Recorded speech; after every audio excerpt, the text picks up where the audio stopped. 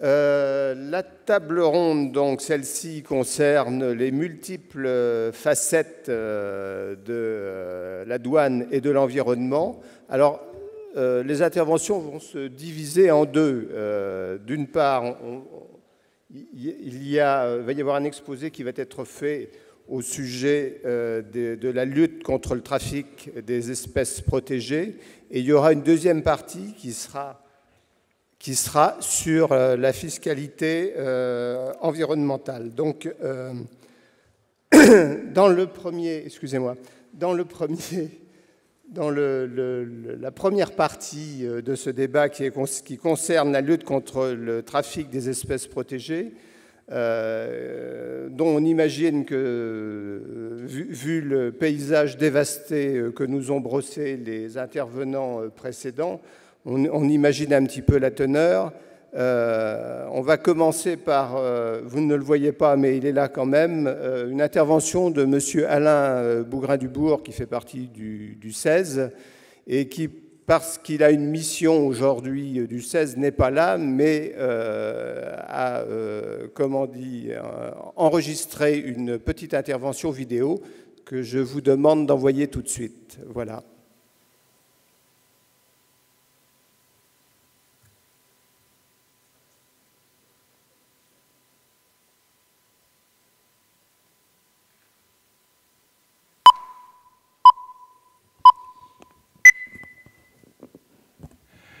D'abord, je crois qu'il faut poser le problème. Le trafic animalier, c'est près de 12 millions d'animaux, dont 5 millions d'oiseaux, 4 millions de reptiles, puis j'ai envie de dire 500 millions de poissons exotiques, dont beaucoup d'entre eux vont mourir sur les tarmacs faute de soins.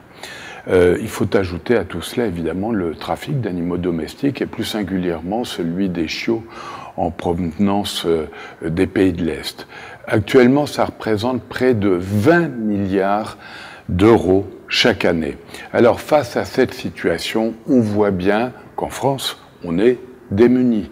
Les douaniers ne sont pas formés comme il conviendrait et on constate qu'il y a une poignée de douaniers tout à fait admirables et compétents qui permettent d'entraîner les collègues, mais on n'est pas au rendez-vous. Et c'est d'autant plus paradoxal que chaque année, on nous explique que le trafic d'animaux, c'est le 4e trafic au monde, après les contrefaçons ou les armes, et que par conséquent, la France s'active dans ce domaine. Et en face, il n'y a pas les moyens. Je voudrais souligner plus singulièrement qu'il n'y a pas de lieu d'accueil pour les animaux qui sont interceptés, comme c'est le cas par exemple, où là il y a de véritables lieux d'accueil et de quarantaine en Angleterre, en Belgique ou aux Pays-Bas. Donc il faut revisiter ce dossier. Je crois qu'il faut encourager une formation et puis surtout, il faut donner les moyens aux douaniers qui sont des gens admirables, qui veulent faire leur travail dans de bonnes conditions, en tout cas dans des conditions élémentaires. On ne peut pas, d'un côté, se féliciter du travail des douanes qui n'ont pas les moyens, et de l'autre, dire qu'on va faire de la France un pays exemplaire en matière de biodiversité, alors qu'on ne donne pas les moyens capables d'enrayer le déclin de la biodiversité. Je voudrais ajouter en conclusion que des associations sont aux côtés des douaniers, bien évidemment, et je pense notamment aux cyberacteurs, qui sont près de 300 bénévoles et qui vont sur la toile essayer de détecter les réseaux de trafic et qui en informent les douaniers. Je pense aussi à la Commission européenne qui a donné 1 700 000 € pour Interpol, mais vous conviendrez que c'est bien peu de choses par rapport à la réalité. Donc, en conclusion, au nom des associations de protection de la nature qui sont sensibles à cette question, eh bien, je vous dis toute notre admiration et notre reconnaissance. Merci.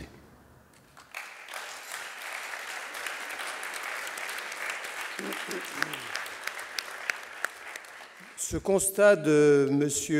Alain Bougrain-Dubourg, donc, qui est président de la Ligue de protection des oiseaux, sur à la fois la formation, mais c'est surtout le manque des moyens qui sont alloués aux douaniers pour exercer un contrôle un tant soit peu rigoureux et mettre en place l'accueil des animaux. Monsieur Christophe Thuot, qui est inspecteur des douanes spécialisé dans la lutte contre la fraude sur la faune et la flore protégée, va nous l'expliquer plus concrètement.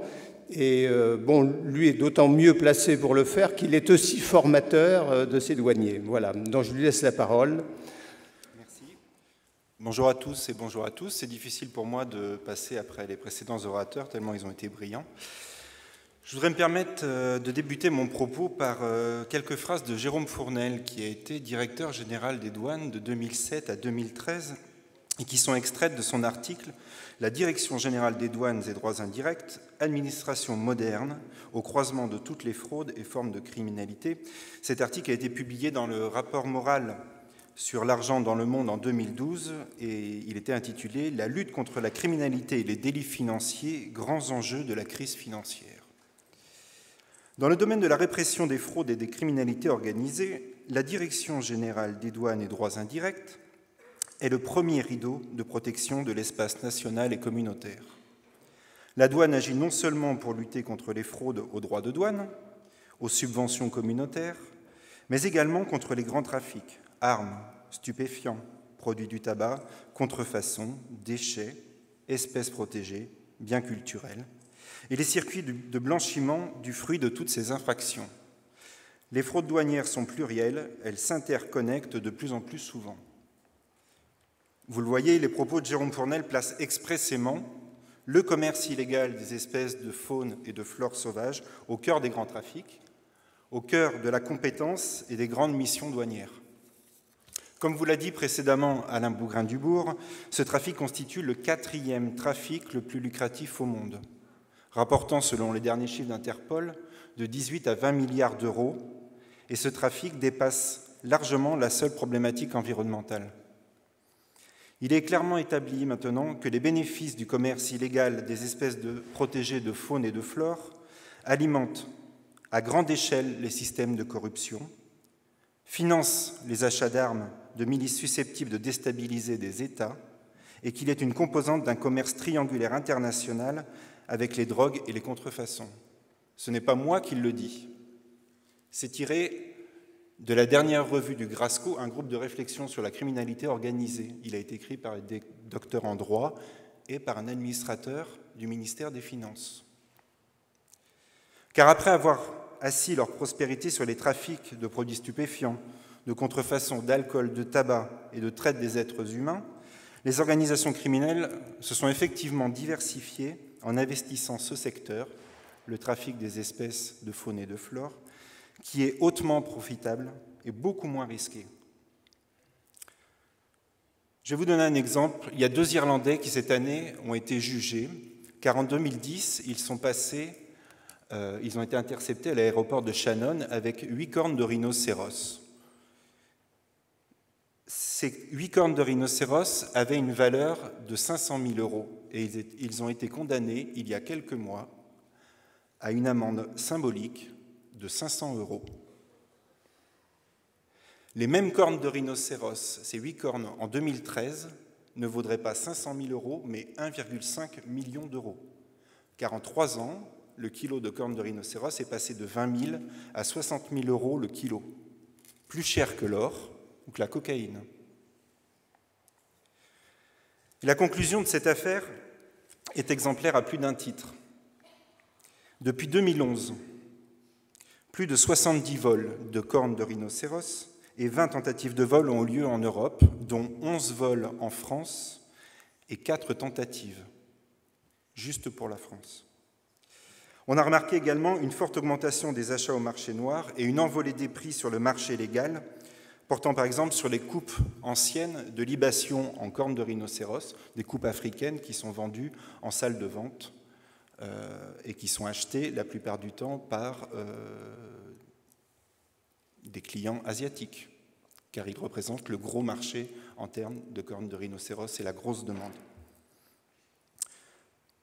Il est clair qu'une ou des organisations criminelles sévissent en Europe, et de telles entreprises s'accompagnent inévitablement, compte tenu des sommes en jeu, de flux financiers illégaux constitutifs d'infractions douanières, Ce problème de CITES dépasse le problème environnemental, encore une fois. Les personnes, je vais vous donner un autre exemple, qui ont pu être interceptées en France ou ailleurs en Europe, avaient en général entre 40 et 100 000 euros en espèces. Cette mission donc, de protection, on le voit, est interconnectée avec d'autres missions douanières. Et malheureusement, c'est une problématique qui est largement sous-estimée, alors que ce type de fraude est un levier et un tremplin qui est inexploité vers la criminalité financière. Alors, quel est le rôle de la douane face à ce trafic ? Pour reprendre les termes de Jérôme Fournel, notre ancien directeur général, celle-ci est le premier rideau de protection de l'espace national et communautaire. En garantissant un difficile équilibre entre la facilitation des échanges et des impératifs de protection, l'administration douanière a un positionnement unique. Elle est la gardienne du marché intérieur, elle est la seule autorité publique, le seul organe de contrôle à avoir un panorama total et l'entière responsabilité du contrôle des marchandises aux frontières extérieures de l'Union européenne et au sein de celle-ci. La Convention CITES a été signée en 1973 et elle regroupe actuellement 178 États membres et elle a pour but de veiller à ce que le commerce international d'espèces de faune et de flore sauvages ne mette pas en péril la survie de ces espèces.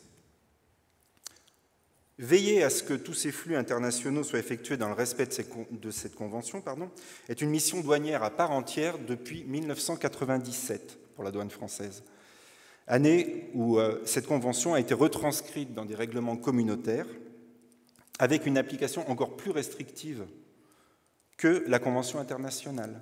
La réglementation communautaire est encore plus restrictive que la convention internationale. Mais je n'aurai pas le temps de développer tout ça ici aujourd'hui.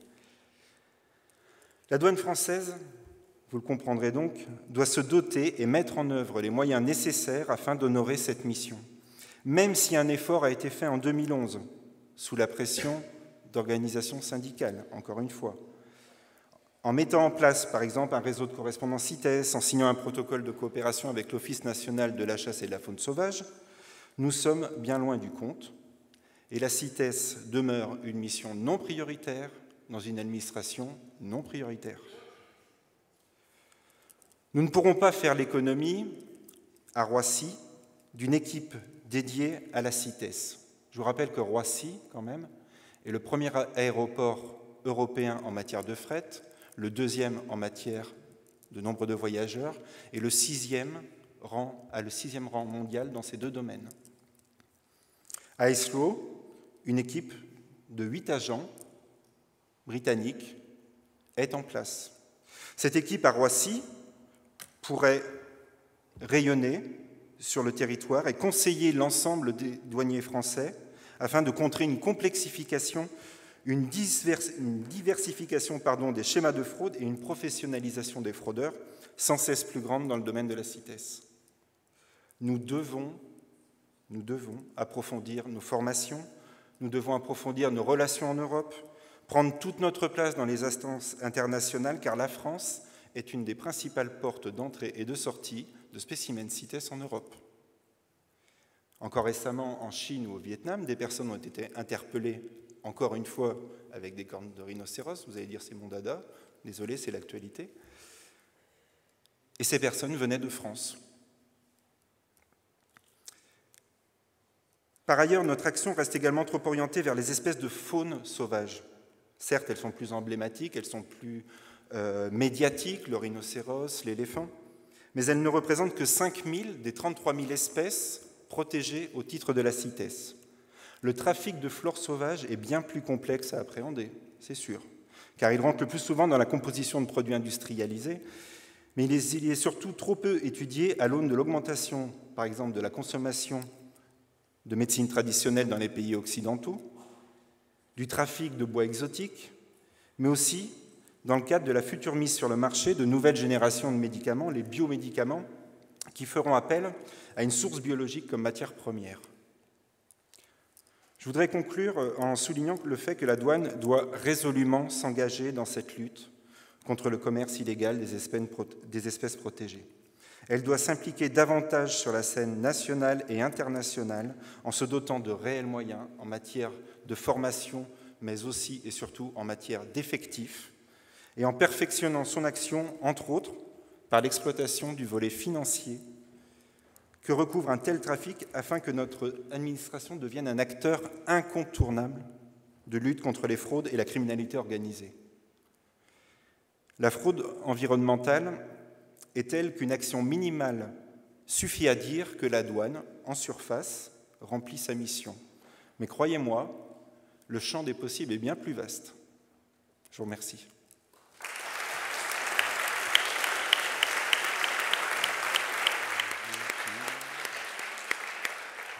Merci d'avoir insisté, d'avoir montré que la cause environnementale, enfin l'environnemental comme on le présente habituellement, n'est pas qu'un supplément d'âme, c'est quelque chose d'essentiel, que actuellement ça fait l'objet de trafics manifestement très importants qui recouvrent des manipulations financières d'envergure internationale et qui permettent aux crimes financiers organisés de se développer.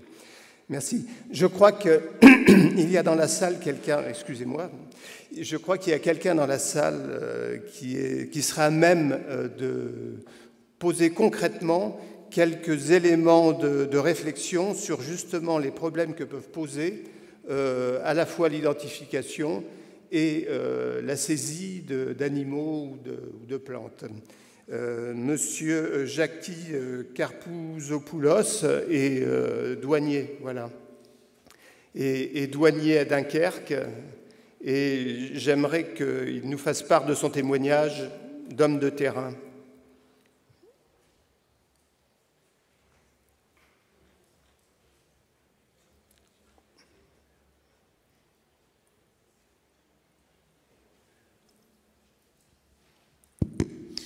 Oui, bonjour à tous. Donc avec Christophe, ça fait, et puis plus plein d'autres, et je vais en citer un parce qu'on est beaucoup de douaniers dans cette salle. Claude Batou, donc notre collègue qui part en retraite d'ici très peu de temps sur Roissy et qui s'est bagarré comme il pouvait. Donc moi, ça fait 32 ans que je cherche cette administration. Et la convention CITES, c'est quelque chose qui me tient à cœur. Donc avec plein d'autres collègues, on s'est bagarré pour que cette mission douanière à part entière entre dans des priorités. Alors j'aime pas ça parce que pour moi, je fais mon métier, j'ai pas trié ce qui rapporte ou pas médiatiquement à qui que ce soit. Et j'ai entendu mon collègue belge tout à l'heure parler de carrière que certains déroulent grâce à notre travail. Donc moi, j'ai pas ces états d'âme-là. Je fais ce que j'ai à faire. Et sur la CITES, on s'est bagarré tout doucement et tranquillement et en essayant évidemment de faire rentrer les choses. Et depuis 2 ans maintenant, puisque notre ancien directeur général a quand même signé une convention de mutualisation d'informations et de renseignements avec l'Office national de la chasse et de la faune sauvage, on voit qu'il y a une volonté maintenant, mais qu'il faut continuer à bousculer, de faire ce qu'Alain Baugrain-Dubourg a fait passer comme message, c'est-à-dire que les premiers acteurs du contrôle, c'est la douane. Donc on a la chance encore de toucher la marchandise, de la voir et de demander des papiers et de sanctionner lorsqu'il y a une infraction. Donc notre premier gros problème, c'est l'identification des espèces. Donc je vais parler de quelque chose qui existe maintenant sur la grande circonscription lilloise, c'est qu'il y a un protocole d'accord maintenant qui vient d'être signé récemment. Donc voilà, ça bouge quand même. Où les agents d'Office national de la chasse et de la faune sauvage, ainsi que le muséum et d'autres institutions, y compris les associations, parce que la douane n'avait pas l'habitude d'ouvrir ses murs et la parole à des acteurs non reconnus publiquement, donc d'identifier. Et l'autre grand souci, puisque les saisies, c'est quand même le cœur de notre métier, l'autre aspect, c'est justement le placement des animaux saisis, qui représente justement une grosse barrière et qui est en train de se lever tout doucement et tranquillement, parce que justement, il faut avoir des protocoles avec des centres de soins, avec des zoos, avec plein de choses. Donc les choses commencent seulement à se rentrouvrir. On va quand même dire que l'administration a quand même pris conscience du sujet en nommant des référents par secteur géographique ou direction régionale.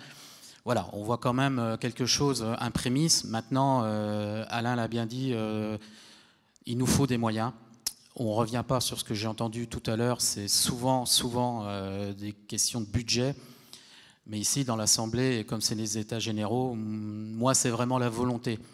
On ne peut pas dire qu'on lutte contre quelque chose et contre les grands trafics. Et Christophe l'a rappelé, il y a des interconnexions financières terribles. J'en veux pour preuve, il y a dans un des musées qui a été cambriolé, ça s'est fait avec de la violence et avec des armes à feu.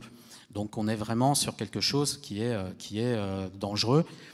Donc on espère vraiment que notre direction générale et les pouvoirs publics décloisonnent, et là je reviens sur ce qu'a dit la personne FNTR et tout ça. La douane n'en est pas là spécialement pour sanctionner à tour de bras et de faire que ça. On veut vraiment qu'il y ait une loyauté. On veut vraiment que le boulot se fasse convenablement, mais il faut aussi que l'administration des douanes comprenne qu'elle a besoin des autres, qu'elle décloisonne un petit peu ce domaine-là.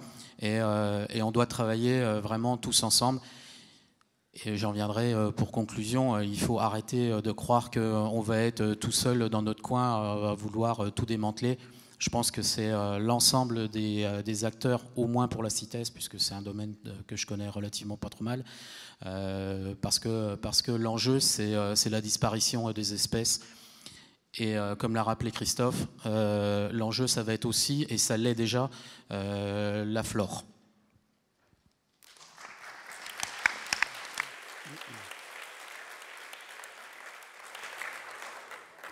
Merci pour cette intervention qui souligne, si besoin était, la nécessité absolue de multiplier les moyens, effectivement, pour faire face à cette augmentation de trafic.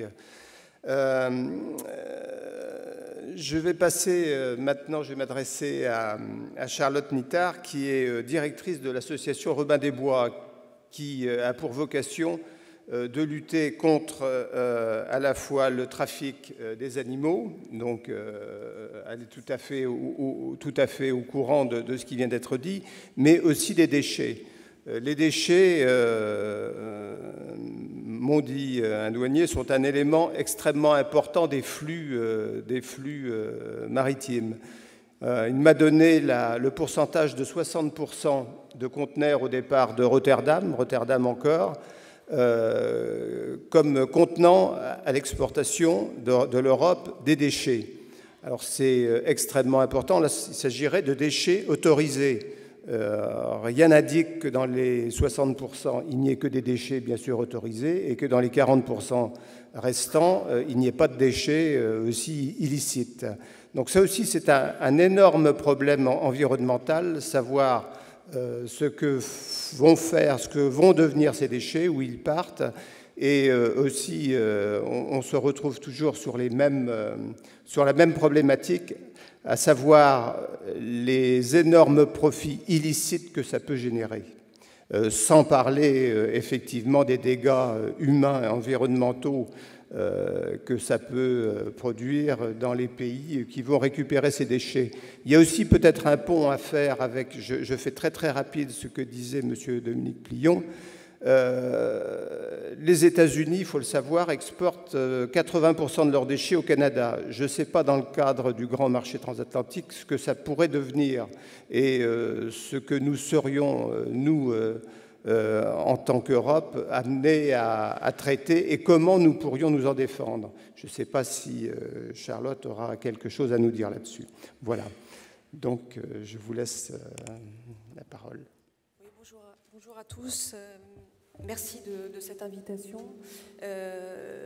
Donc, je vais vous parler des déchets, mais En ce qui concerne donc les objectifs de Robin des Bois qui vous ont été brièvement présentés, donc Robin des Bois a été créé en 1985, c'est une association de protection de l'homme et de l'environnement, et on travaille aussi bien sur le trafic des espèces menacées que sur le trafic de déchets, entre autres. Et ma foi, on a finalement beaucoup de points communs. C'est pas assez fort. Je parle plus près du micro. On a beaucoup de points communs avec la douane, dans le sens où les objectifs sont les mêmes, à savoir mettre fin aux réseaux de criminalité environnementale qui sont multi-opportunistes, c'est-à-dire que vous pouvez avoir des réseaux qui basculent d'espèces menacées à déchets, à armes, à médicaments frelatés ou à autres matières et substances interdites. Et lutter contre la criminalité environnementale, comme il l'a été dit, effectivement, c'est protéger les animaux, la biodiversité, mais c'est aussi lutter contre l'instabilité dans le monde, c'est lutter contre le trafic d'êtres humains, c'est lutter pour une meilleure santé des consommateurs, et ça a des tas de ramifications et d'impacts. Et donc, quand un douanier saisit un conteneur avec de l'ivoire, eh bien, il lutte contre l'instabilité dans le monde, et en Afrique en particulier, et de même qu'il concourt à un meilleur équilibre économique dans les pays qui vivent du tourisme, par exemple des éléphants.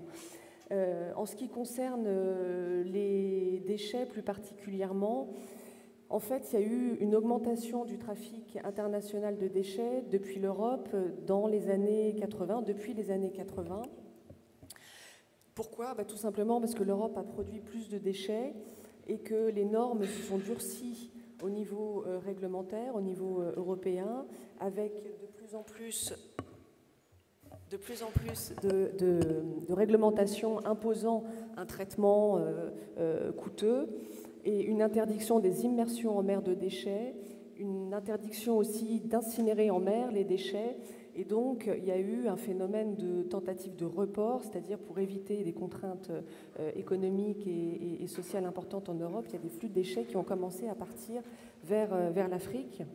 Je parle de l'Europe, sinon il y a eu d'autres flux au niveau international, avec des gros scandales dans les années 80 et 90, notamment en Afrique de l'Ouest ou à Djibouti.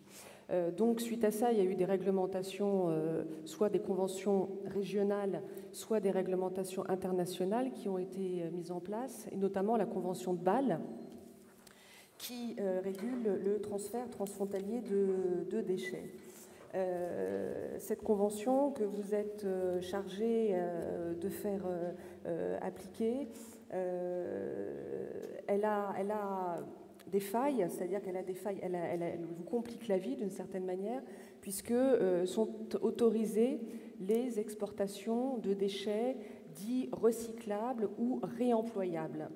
Et on assiste à un développement de flux de déchets du type D3E, c'est-à-dire déchets d'équipements électriques et électroniques comme les ordinateurs, les réfrigérateurs, les congélateurs, tout ce qui a une prise de courant. Et ces déchets, soi-disant réemployables à l'étranger, en fait, sont dans la majorité des cas des déchets non réemployables, non réutilisables, et qui finissent dans des décharges à ciel ouvert, dans des pays où, bien entendu, ça a des impacts environnementaux et sanitaires considérables. Un poste de télévision, c'est à peu près 80 substances chimiques. Donc il y a un contrôle à opérer à l'exportation. Et comme il l'a été dit, le point de fuite, c'est majoritairement les ports. Et la conteneurisation des échanges a été, à notre avis, un facteur favorisant finalement les trafics en tout genre, et notamment le trafic de déchets, mais aussi les trafics d'espèces menacées. Un conteneur, de plus en plus, finalement, quand on voit la quantité de contrôle en Europe par rapport au flux gigantesque qu'il y a, mais la Terre entière est concernée, mais pour rester sur l'Europe, de plus en plus, on assimile ça finalement à une valise diplomatique de 20 mètres cubes. Vu le nombre de conteneurs qui sont contrôlés, ça devient vraiment une passoire partout. Alors, en plus de ça, il y a effectivement un phénomène de concurrence qui joue, c'est-à-dire qu'on a parlé du port belge qui fait concurrence au grand port hollandais, mais nous, on a un grand port normand qui essaie de concurrencer le grand port belge qui concurrence le port hollandais. On assiste à un phénomène de simplification, de tentative de simplification des procédures. De plus en plus, on vous demande de faire des contrôles de plus en plus rapides, avec de moins en moins de moyens humains, et donc de moins en moins de contrôles physiques. Et donc des conteneurs qui transitent par les ports français, les ports belges ou les ports hollandais sans être véritablement contrôlés, et donc des exportations de déchets qui continuent. Pour le port du Havre, c'est à peu près 2,4 millions de conteneurs équivalent 20 pieds qui ont transité dans le port en 2010. Et à l'heure actuelle, d'après les informations en ma possession, il y a 400 douaniers pour effectuer des contrôles dans la région havraise. Il y a le phénomène de concurrence, effectivement, qu'on nous argue souvent quand on demande un renforcement des contrôles. On nous dit que s'il y a plus de contrôles au Havre, finalement, ça privilégiera le port d'Anvers. J'imagine qu'à Anvers, c'est la même chose avec Rotterdam. Et on a vu arriver avec beaucoup d'inquiétude lors des dernières assises de la mer des propositions de la part d'industriels des ports, enfin d'industriels portuaires, des propositions de davantage simplifier les procédures de transit de manière à faire gagner du temps aux opérateurs. Et on a l'impression que c'est vraiment une dictature des porte-conteneurs à travers le monde et que finalement, vous, douaniers, vous êtes considérés comme un facteur de complication et que la tendance est à simplifier les procédures administratives et que donc vous ne faites pas partie de l'avenir. Le trafic de déchets, de même que le trafic d'espèces menacées, requiert aussi des compétences techniques, justement, pour savoir, parmi ces déchets soi-disant recyclables, lesquels le sont ou ne le sont pas. De même que pour un bois, il va falloir essayer de savoir si c'est un bois CITES ou un bois non CITES. Une fois qu'il est coupé en planches, ça pose des problèmes considérables, ou même pour certaines peaux, tout simplement, d'animaux.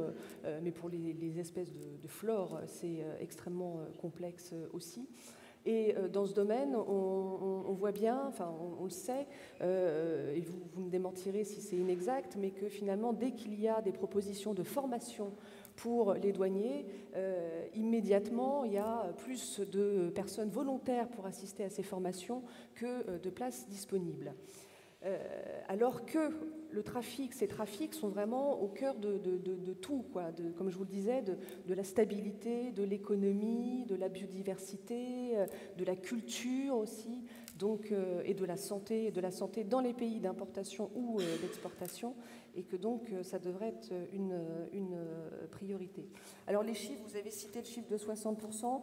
Moi alors déjà pour les espèces menacées, excusez-moi, je vais de l'un à l'autre, mais comme je vous l'ai dit, il y a des points communs. Pour les trafics d'espèces menacées, Interpol estime que c'est 90% du trafic qui passe à travers les mailles. Donc 10% du trafic qui est ciblé, enfin retenu, malgré le manque de moyens des très belles saisies effectuées en France, notamment au mois d'avril, il y a eu 3 saisies d'écailles de pangolin représentant à peu près 350 animaux. Par contre, en ce qui concerne le trafic de déchets, il y avait des chiffres qui étaient cités par l'OCLAESP, dont il a été mentionné les travaux, et ces chiffres font état de 10% du trafic maritime qui serait composé de déchets dangereux interdits à l'exportation. Au sujet de l'OCLAESP, on souhaite bien entendu, on appelle à des échanges, une consolidation des échanges entre la douane et l'OCLAESP, comme vous l'avez dit, c'est des trafics qui sont tellement tentaculaires et difficiles à appréhender vu leur diversité, vu le nombre d'espèces, les problèmes d'identification et autres. C'est évident qu'on a accueilli avec beaucoup d'optimisme le mémorandum d'entente entre la douane et l'OCLAESP, et on espère qu'il sera de plus en plus vivant et constructif, mais encore faut-il que de part et d'autre, il y ait les moyens pour que cette collaboration puisse faire une synergie et améliorer les luttes contre la fraude. Il y a aussi un aspect qui est important, c'est qu'il faut qu'il y ait bien entendu un soutien des ministères de tutelle, et y compris, il n'a pas encore été fait mention aujourd'hui, du ministère de l'écologie. Et dans le passé, il y a eu des histoires très déprimantes pour renverser le truc, de saisies effectuées par les douanes à Roissy et de permis rétroactifs accordés pour dépôts destinés à la maroquinerie, des permis rétroactifs accordés par le ministère de l'Environnement, ce qui n'encourage pas les douaniers à poursuivre leur travail. Les grands flux de déchets, je vous ai parlé des 3E, mais il y a aussi les véhicules hors d'usage à partir de l'Europe. Et pour ceux qui vont, par exemple, c'est la zone douanière, enfin la zone portuaire, pardon, que je connais la mieux, c'est celle du Havre.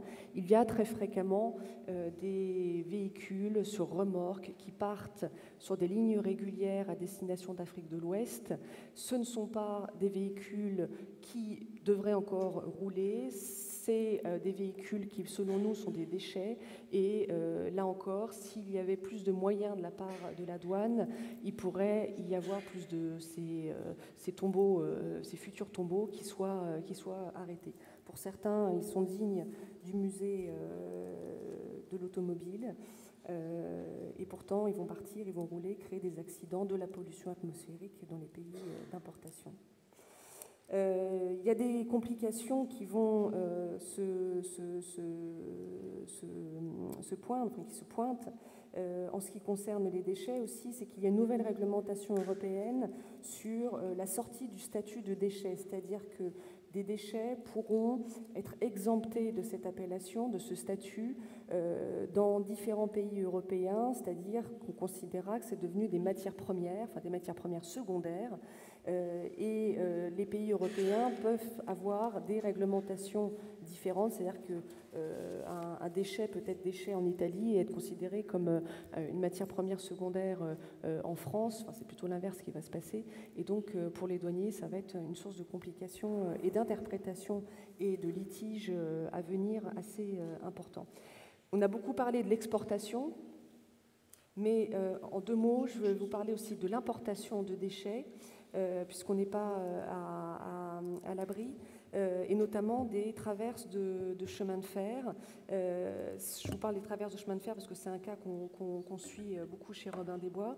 Et les traverses de chemin de fer retirées des voies ferrées, qui sont donc des traverses réformées, sont imbibées de créosote, c'est un produit qui est cancérigène, et les traverses de chemin de fer qui sont enlevées des voies sont des déchets toxiques cancérogènes.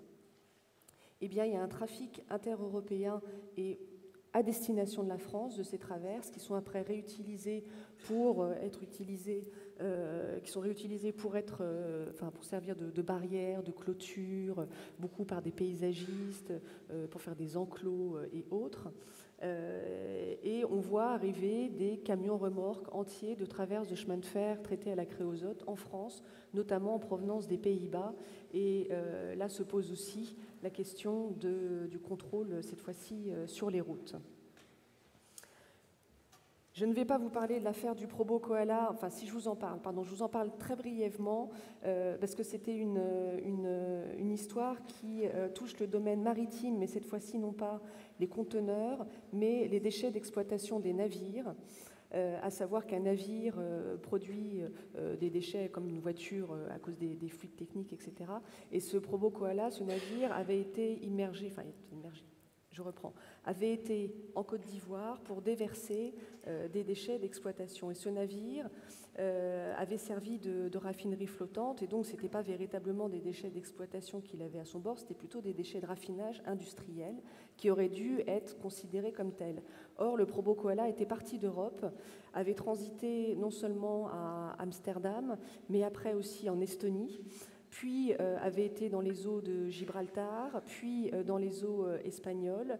Et malgré la sollicitation de services, alors pas seulement des douanes, mais aussi des ministères de tutelle, intérieur, de services criminels, etc., ce navire, malgré son trajet, avait pu passer à travers les mailles du filet et aller en Côte d'Ivoire pour se débarrasser de ces déchets à moindre coût, parce que le coût était passé de 900 $ la tonne de traitement à 35 $ en Côte d'Ivoire.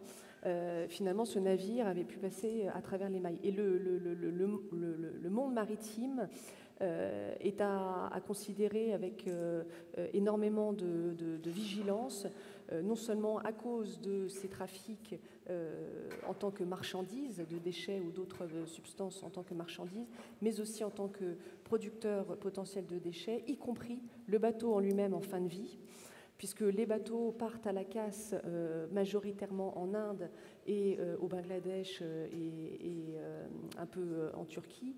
Mais on a un exemple récent des Sea France, donc de la compagnie Sea France qui était en liquidation judiciaire à cette époque-là. Elle a 2 navires, le Sea France Renoir et le Sea France Cézanne, qui ont été vendus soi-disant pour continuer leur exploitation dans d'autres pays. Ils avaient été rachetés par une compagnie panaméenne. Et ces 2 navires Sea France, finalement, se sont retrouvés, alors que c'était des déchets, se sont retrouvés en Inde. Et à ce sujet, il y a eu, à la demande du parquet, une enquête qui est en cours, une enquête préliminaire de la douane.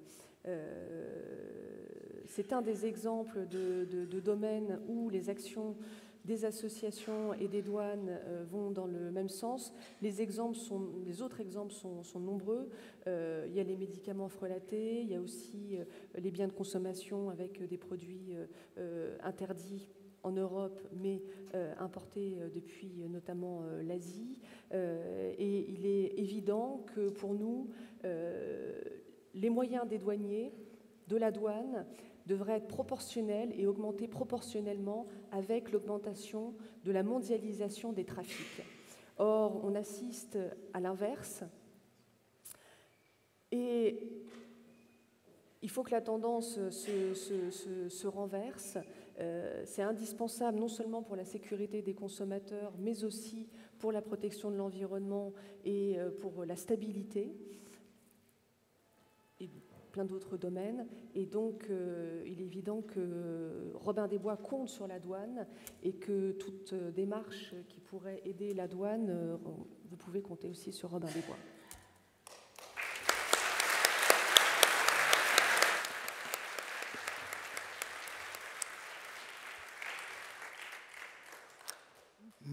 Merci beaucoup pour tous ces détails.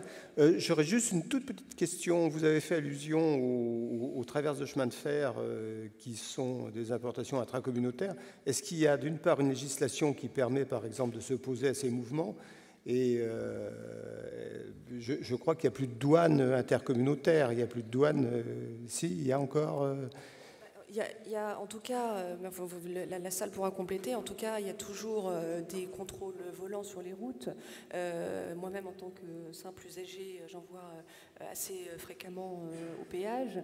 Donc il y a moyen, quand même me semble-t-il, à cette occasion, de contrôler le chargement, de voir d'où il vient et d'avoir des échanges avec les DREAL pour voir la conformité des chargements et éventuellement verbaliser et mener des enquêtes. Ce qui est important aussi, bien entendu, je ne l'ai pas dit, mais ça tombe sous le sens, c'est qu'il y a l'aspect saisie, et après il y a l'aspect enquête, c'est-à-dire qu'il ne s'agit pas pour nous comme pour vous de condamner la mule, il faut remonter le maillage, le réseau.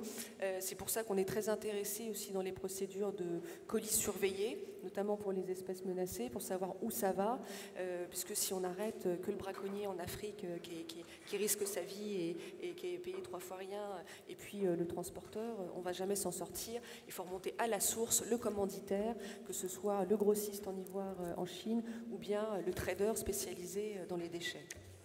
Merci beaucoup. Merci beaucoup. Je crois que...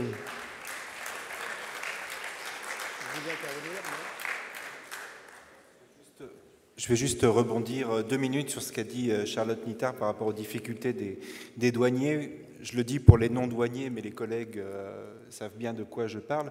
Tout le monde le sait, nous sommes capables d'honorer toutes nos missions, que ce soit des contrefaçons, des stupéfiants, et donc chaque douanier est donc en mesure de reconnaître les 33 000 espèces que je vous ai citées tout à l'heure, que ce soit un Euphilia cristata qui est un corail d'Indonésie, que ce soit une peau du Romastix, que ce soit une griffe de tigre ou bien un produit à base de bile d'ours. On est bien tous d'accord.